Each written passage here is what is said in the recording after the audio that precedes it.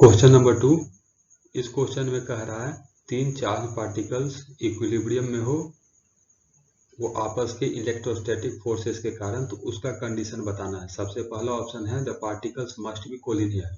यहाँ पर ध्यान में ये देना है कि इक्विलिब्रियम का मतलब हुआ नेट फोर्स उस पर जीरो होना चाहिए।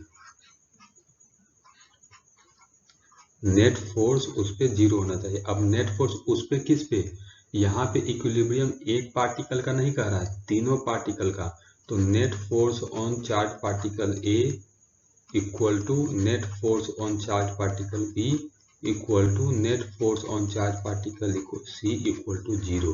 तीनों पे नेट फोर्स हम लोग को जीरो आना चाहिए, तभी तीनों इक्विलिब्रियम में हो पाएगा। तो कह रहा है कि पहले कि तीनों कोलिनियर होना चाहिए और मस्ट कहा है। तो मस्ट ऑप्शन को चेक करने का तरीका क्या है? एक आध अपवाद ढूंढ लो तो मस्ट नहीं होगा। तो ये इस तरह से मान लेते हैं कि ये कोलिनियर नहीं है। तो इस चार्ज पे देखो एक फोर्स इधर लगेगा, ये फोर्स जो है इसके कारण लग रहा है, और ये फोर्स जो है वो इसके कारण लग रहा है। तो इन दोनों वेक्टर का सम कभी भी जीवन में जीरो हो पाएगा? नहीं। दो वेक्टर का सम अगर जीरो तभी होगा जब दूसरे वेक्टर को इस डायरेक्शन में लगना पड़ेगा तभी। और इन दोनों चार्जेस के बीच इस डायरेक्शन में फोर्स तभी लगेगा जब ये बिल्कुल इसी लाइन पे आएगा तब। इसका मतलब कि तीनों हमेशा कोलिनियर होगा तभी पॉसिबल है। तो ऑप्शन ए इसमें सही है। ना तीनों चार्ज कोलिनियर होना चाहिए। मान लेते हैं इस तरह से है, ये है चार्ज हमारा ए, ये बी और ये सी। मान लेते हैं तीनों चार्ज पॉजिटिव है, ये भी पॉजिटिव, ये भी पॉजिटिव और ये भी पॉजिटिव। तो क्या इस केस में इक्विलिब्रियम पॉसिबल है? नहीं, वो पॉसिबल नहीं है। ए पे जो फोर्स लगेगा, force on A due to B, वो इस डायरेक्शन में होगा, और फोर्स ऑन ए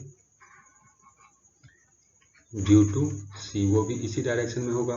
तो इन दोनों का सम कभी भी जीरो नहीं हो सकता, मतलब कि तीनों चार्ज सेम साइन का नहीं हो सकता। Option C is correct. तो कैसा सिचुएशन पॉसिबल होगा? मान लेते हैं ये ए पे नेगेटिव चार्ज है, पॉजिटिव चार्ज है, ये बी पे नेगेटिव चार्ज है, और ये सी पे पॉजिटिव चार्ज। इस तरह से मान लेते हैं। तो ए पे बी के कारण जो फोर्स लगेगा वो कुछ इस डायरेक्शन में होगा, force on A due to B, और सी के कारण जो फोर्स लगेगा वो इस डायरेक्शन में होगा, force on A due to C. तो देखो ए इक्विलिब्रियम में हो गया, लेकिन अभी हमारा काम नहीं हुआ है, बी और सी भी इक्विलिब्रियम में होना चाहिए। तो इस तरह फोर्स लगेगा इस पे F on B due to A, और इस पे इधर फोर्स लगेगा F on B due to C. तो हाँ, ये इक्विलिब्रियम में पॉसिबल है। इसी तरह से सी पे जो फोर्स लगेगा F on C due to B, और इधर F on C due to A. हाँ, इक्विलिब्रियम में पॉसिबल है। अब हम लोग को मैग्नीट्यूड चेक करना है। तो मैग्नीट्यूड में देखो, ये फोर्स का मैग्नीट्यूड और ये फोर्स का मैग्नीट्यूड सेम होना चाहिए, लेकिन ए और बी ए और सी के बीच का डिस्टेंस अलग है। तो यहाँ देखो इसका डिस्टेंस ज्यादा है, इसका डिस्टेंस ज्यादा है, तो फोर्स तो कम होगा। तो फोर्स को हमको ज्यादा करना है तो क्या करना पड़ेगा? इसका चार्ज ज्यादा होना चाहिए, इसका चार्ज बी से ज्यादा होना चाहिए, तभी पॉसिबल है। तो इसका मतलब तीनों पे इक्वल अमाउंट का चार्ज पॉसिबल नहीं है, तो बी भी करेक्ट है। करा इक्विलिब्रियम अनस्टेबल होगा।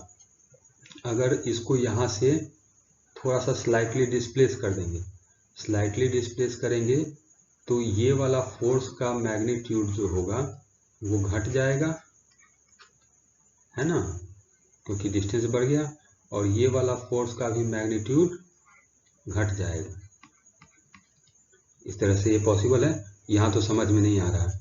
इसको ऐसे करते हैं, ये वाला इसको थोड़ा सा इधर खिसका देते हैं। तो ये जब इधर खिसक जाएगा तो ये वाला फोर्स का मैग्नीट्यूड देखो बढ़ जाएगा, और ये वाला फोर्स का मैग्नीट्यूड फिर घट जाएगा। तो नेट फोर्स जो हो गया वो इस डायरेक्शन में हो गया, मतलब कि ये इसी डायरेक्शन में भागना चालू कर देगा। तो वापस अपने पोजीशन की तरफ नहीं भाग रहा है, तो इक्विलिब्रियम अनस्टेबल इक्विलिब्रियम होगा। तो डी ऑप्शन भी सही है, मतलब इस क्वेश्चन का चारों ऑप्शन सही है।